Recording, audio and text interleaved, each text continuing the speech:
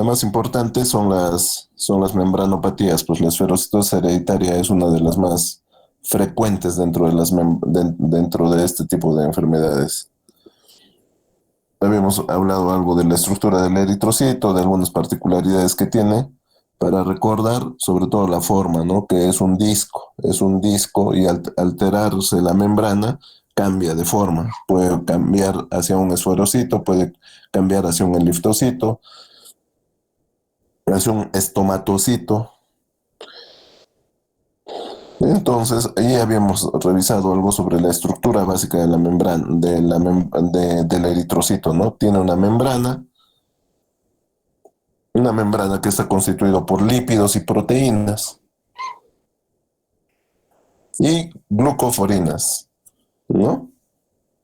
Entonces, la hemoglobina que se encuentra rodeada por toda la membrana y obviamente, la membrana cumple un rol importante porque no solamente va a aislar la hemoglobina de otros componentes celulares y también del medio externo, sino que la membrana también sirve para el flujo de agua, cationes y aniones al interior del eritrocito, ¿no? Entonces, entre las anomalías, entre las anemias hemolíticas, pueden ser corpusculares o pueden ser, significa que son inherentes a la estructura del eritrocito, o sea, intrínsecas. El defecto es intrínseco al eritrocito, está en alguna parte del eritrocito.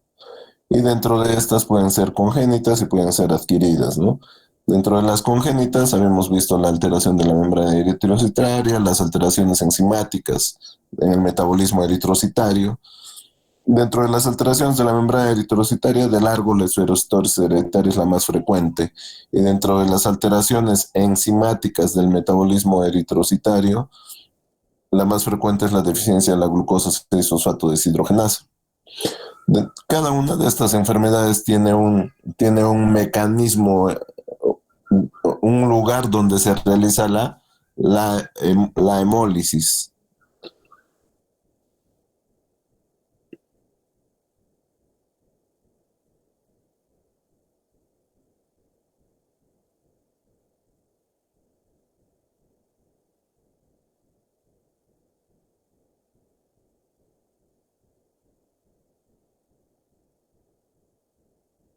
Doctor, no se le escucha.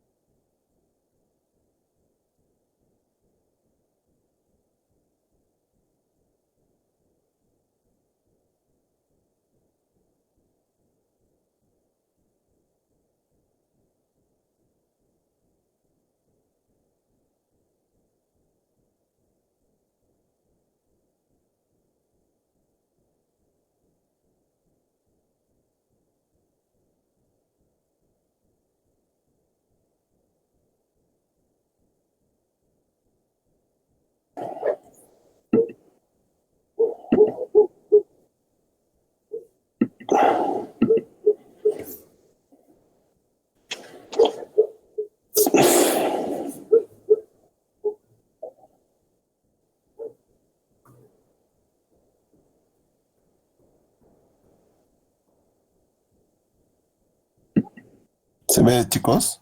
¿Se escucha? Sí, Sí, se ve, doctor, sí se doctor. escucha.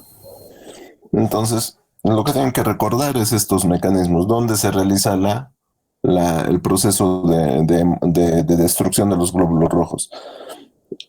Los procesos crónicos generalmente generalmente se lleva a cabo en los órganos del sistema mononuclear fagocítico, es decir, hígado, vaso y médula ósea. Los procesos crónicos. Entonces, a ese tipo de hemólisis se denomina una hemólisis extravascular, pues porque está fuera de los vasos sanguíneos. Pero el órgano donde predominantemente se realiza esa hemólisis es el vaso, es el vaso. Es por eso que en el vaso se produce esplenomegalia. Es por eso que en el vaso se produce esplenomegalia. Entonces, el otro, y ustedes pueden ahí observar en detalle en cada uno de las alteraciones donde se realiza la hemólisis. Entonces, ¿y por qué es importante? Porque en los procesos crónicos generalmente se va a producir anemia, se va a producir esplenomegalia y ictericia. Y solo hay un proceso donde se produce a nivel intravascular, que, que es la deficiencia de la glucosa 6-fosfato deshidrogenasa, donde el proceso hemolítico es intravascular. Y generalmente las hemólisis intravasculares son procesos agudos que pueden ser desencadenados no solo por algunos alimentos, como en el caso del favismo, que se desencadena por inhalar el polen de las habas o consumir habas frescas, sino también por medicamentos, incluso por virus. Entonces es necesario que tengan en cuenta esos mecanismos fisiopatológicos donde se lleva a cabo los procesos hemolíticos. Entonces habíamos visto que la membrana del eritrocito es una bicapa lipídica, pues donde hay proteínas transmembrana, hay glucoforinas que generalmente contienen receptores y antígenos para la determinación de los grupos sanguíneos. Proteínas transmembrana y proteínas estructurales que forman parte del citoesqueleto del glóbulo rojo. Estas proteínas del citoesqueleto transcurren paralelamente a la membrana celular interna del eritrocito. Pero obviamente estas proteínas del citoesqueleto no están flotando pues al interior del eritrocito, tienen que estar unidas hacia las proteínas transmembrana a partir de unas proteínas de unión. Esas proteínas de unión es la anquirina y la proteína 4.2. A su vez, estas proteínas del citoesqueleto están constituidas por dos cadenas, pues de alfa y beta espectrina fundamentalmente, y estas cadenas de alfa y beta espectrina están unidas entre ellas a través de filamentos de actina, y esas uniones están reforzadas por unas proteínas, que es la proteína 4.1, que es una proteína que va a coadyuvar a esa unión hacia la actina.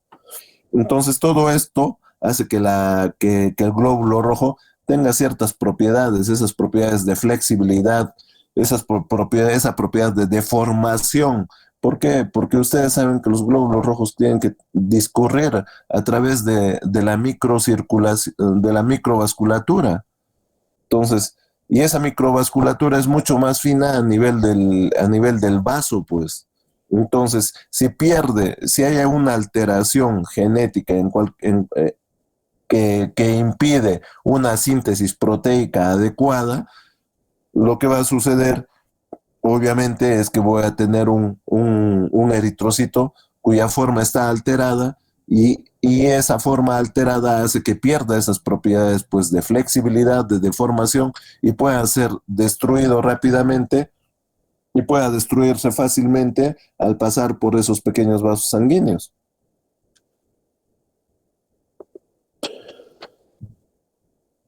Entonces, existía una serie de defectos en la membrana del eritrocito que hace que pierda su capacidad de deformación, por ende va a disminuir su tiempo de vida media. El proceso hemolítico extravascular, en algunas bibliografías ustedes lo van a encontrar como que es la exacerbación del proceso de eritrocateresis, del proceso de destrucción normal de los glóbulos rojos. Es una exacerbación de ese proceso normal. Y obviamente ustedes saben que la membrana cumple también funciones importantes para mantener la presión osmótica dentro del glóbulo rojo y por ende si está dañada la membrana, lo que va a pasar es que va a haber también va a haber una afectación a ese flujo, a ese equilibrio que tiene que haber en el flujo de agua, de cationes y de aniones, ¿no? Entonces, una de esas alteraciones en la membrana es un proceso que se conoce como esferocitosis. Caracteriza por la presencia de esferocitos. Y los esferocitos son glóbulos rojos que han disminuido de tamaño, es decir, que su BCM está disminuido, pero la hemoglobina corpuscular media, no, la concentración de hemoglobina corpuscular media está incrementada. Entonces, también se conoce con el nombre de enfermedad de Minkowski-Schaufer. En Europa es la forma más común de anemia hemolítica hereditaria.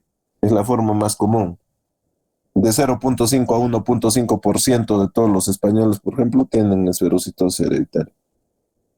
Miren su incidencia, de 1 de cada 2.000 individuos caucásicos tiene esta patología. Probablemente, como les digo, no lo veamos con tanta frecuencia en nuestro medio, pero en otras latitudes sí. En cuanto a su cuadro clínico, es bastante heterogéneo, desde cuadros leves asintomáticos hasta cuadros severos de franca hemólisis crónica, ¿no? Caracterizados por anemia, esplenomegalia, ictericia, ¿no? Obviamente es una alteración de la membrana. Y fíjense, como toda enfermedad congénita, siempre debe haber un patrón, ¿no? Es autosómico dominante, es autosómico recesivo, y en este caso, el 75% responde a una herencia autosómica dominante. Sin embargo, hay casos que están asociados a herencias autosómicas recesivas, hasta un 20%, y hasta un 5% está dado por casos de novo, esporádicos, ¿no? Las mutaciones más frecuentes, la esferocitosis hereditaria, el problema está en esta proteína de unión, la anquirina. La anquirina es una proteína de unión entre esta proteína transmembrana, que es la proteína integral banda 3, con, con las proteínas estructurales, ¿no? Que forman el citoesqueleto, sobre todo la beta-espectrina. Entonces, hay un problema. El problema se encuentra en la síntesis de esta anquirina. En el 30 a 60% de los casos. En el 15 a 40% de los casos, el problema está en la proteína transmembrana, en la banda 3. En otro menor porcentaje, en la proteína 4,2, que es una proteína de unión también. Y finalmente en la beta-espectrina. Entonces, cada una de estas alteraciones genéticas que me van a conducir a una mala expresión de estas proteínas va a trascender en una alteración en la membrana del eritrocito. Por ende, el eritrocito, de lo que normalmente es discoide, va a adoptar la forma esferocítica, obviamente a que se va a perder segmentos de membrana o superficie de membrana eritrocitaria, pero se conserva el mismo volumen. Entonces, eso obviamente va a causar alteraciones también en la fragilidad. Estos eritrocitos van a tener una mayor fragilidad osmótica, pues, en medios hipotónicos y ácidos. Entonces, este es un esferocito, como ya lo habíamos revisado en la clase anterior. Este es un estomatocito porque tiene un estoma, una boca. Y esto se forma por la pérdida de una de las convexidades del eritrocito, ¿no? Entonces, ¿cuál es la clínica de la esferocitosis hereditaria? La hemólisis crónica es variable, ya les he dicho, desde cuadros asintomáticos hasta cuadros de hemólisis grave. Y obviamente eso depende de que sea autosómico dominante, ¿no? La gravedad depende del grado de anemia. Obviamente, si empiezo a destruir glóbulos rojos a nivel extravascular, en el caso de esta esferocitosis hereditaria, ¿cuál es mi mecanismo compensatorio normal de mi médula ósea? que empiece a generar pues glóbulos rojos, y esos glóbulos rojos que se generan me va a producir una reticulocitosis y, y obviamente hay un incremento de la actividad hemolítica, ¿no? A medida que aumenta la actividad hemolítica, van a aumentar mis reticulocitos, pero va a llegar un momento en que todos los sustratos que se requieren para formar la hematopoiesis van a empezar a disminuir, pues porque, como les decía en la anterior clase, los folatos no son eternos. Sabemos que se acaban en 3 meses. Y si yo tengo una hemólisis crónica y no estoy supliendo esa sobredemanda que hay en mi cuerpo, va a llegar en un momento en que lamentablemente voy a empezar a hacer anemia, pues. Entonces, la mayoría, en los casos asintomáticos, generalmente los pacientes debutan con cólicos biliares, o sea, ni siquiera nada en relación a la anemia. Entonces, le hacen una ecografía y descubren que tiene cálculos de bilirrubinato cálcico. Entonces, generalmente son pacientes cuya hemólisis está compensada, pues, o sea, el grado de hemólisis no es tan severo como para producir síntomas en el paciente. O si se produce una anemia, es una anemia totalmente leve, ¿no? Los cuadros moderados, esto generalmente se ve en personas adultas. En los casos moderados, en los primeros años de vida. Generalmente hasta el 30% de los casos son moderados. Y los casos graves en el 10, hasta un 10% donde la hemólisis es intensa, pues hay anemia, hay ictericia, hay esplenomegalia. El diagnóstico, obviamente, en lámina periférica yo voy a observar glóbulos rojos que han adoptado la forma de esferocitos, pues, ¿no? Además puede haber una reticulocitosis, hay leve esplenomegalia o hiperbilirrubinemia, predominio indirecto, ¿no? El test de EMA, que es la eosina 5-maleimida, es de mayor sensibilidad y especificidad. Es una técnica de citrometría de flujo. El 75% de los casos está ligado a una historia familiar de esferocitosis hereditaria, ¿no? Por eso hay un patrón autosómico dominante, o sea, en cada generación hay enfermos con esta patología. La hiperbilirrubinemia, la esplenomegalia ayudan a mi diagnóstico, además de algunos índices hematimétricos, como ya hemos visto. El esferocito es pequeño, por tanto su BCM es bajo y su concentración de hemoglobina corpuscular media es alta.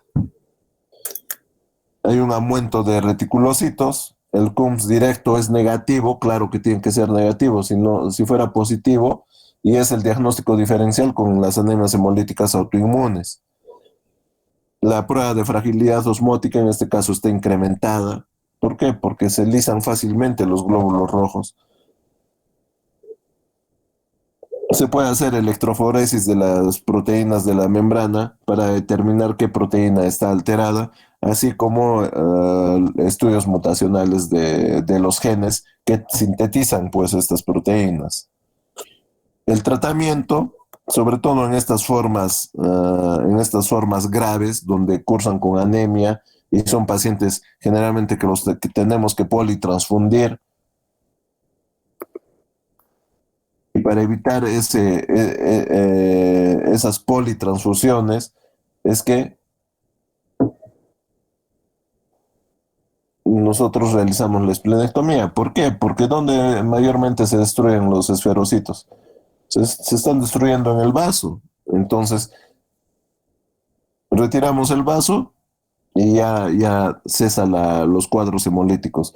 Pero el problema es que el vaso cumple un rol fundamental, pues, ¿no? Ustedes saben que ahí están los macrófagos y son partes del sistema mononuclear fagocítico. Entonces, obviamente los pacientes van a tener un riesgo de infecciones por bacterias encapsuladas, que también lo habíamos visto, Neisseria meningitidis, Haemophilus influenzae, Streptococcus pneumoniae, por lo cual no se recomienda la esplenectomía en menores de 6 años, no hay que diferirlo, incluso tenemos que darle un tratamiento profiláctico con antibióticos, ¿no? Penicilina B, vía oral de 125 a 200 miligramos, casi por 2 años. Obviamente el soporte de transfusional, de acuerdo al cuadro clínico, el ácido fólico para evitar las crisis megaloblásticas por la deficiencia de ácido fólico, y en neonatos se puede usar eritropoyetina que estimule la producción de hematíes. Recuerden que esto se puede ver en recién nacidos, pues porque es una enfermedad congénita, chicos, es una enfermedad congénita. Lo dejamos ahí, chicos, quiero atrasarlos con vuestras clases. Cuídense. Hasta la siguiente. Doctor, buenas noches. Nada. Gracias, doctor. Gracias, doctor. Cuídense, doctor. Gracias, doctor. Gracias, doctor.